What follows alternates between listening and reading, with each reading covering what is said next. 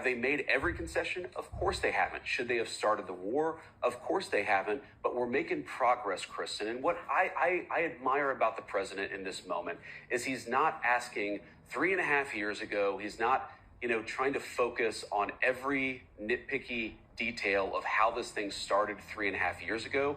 He's trying to focus on the nitpicky details of now, of what do the parties disagree on, what do they agree on, and how do you build a foundation from one side of that ledger to the other so that you can stop the killing. But was President Trump, were you enraged when you learned that Russia targeted an American company based in Ukraine? I don't was like that not it, a slap Kristen. in the face I to don't. the peace I don't process? like it, Kristen. But this is a war, and this is why we want to stop the killing.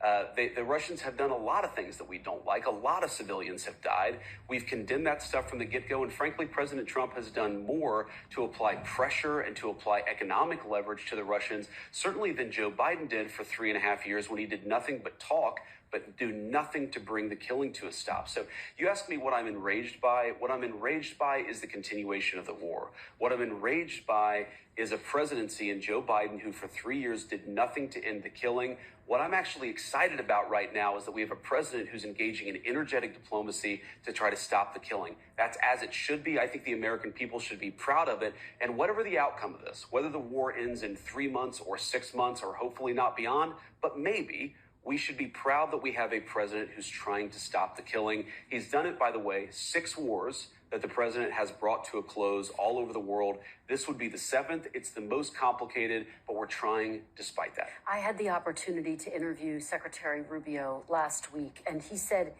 he actually doesn't think that new sanctions would force Putin into a ceasefire. Are sanctions now off the table, Mr. Vice President? The sanctions aren't off the table, but we're going to make these determinations on a case-by-case basis. What do we think is actually going to exert the right kind of leverage to bring the Russians to the table? Now, you said sanctions were not going to lead to a ceasefire. I think that's obviously correct. If you look at the way the Russians have conducted themselves, they don't want a ceasefire. They don't want a ceasefire for complicated reasons. We, of course, have pushed for a ceasefire. But again, we don't control what Russia does. If we did, the war would have been over 7 months ago. What we do believe, though, is that we continue to have a lot of cards. The President of the United States has a lot of cards left to play to apply pressure to try to bring this conflict to a close. And that's what we're going to do. You take me to my next question. Where exactly is the pressure on Russia to do anything if you're not right now imposing new sanctions? How do you get them to a place of getting to the table with Zelensky and stopping to drop bombs? But Kristen, I think that question betrays a fundamental misunderstanding of where we are. The president has applied aggressive economic leverage. For example, the secondary tariffs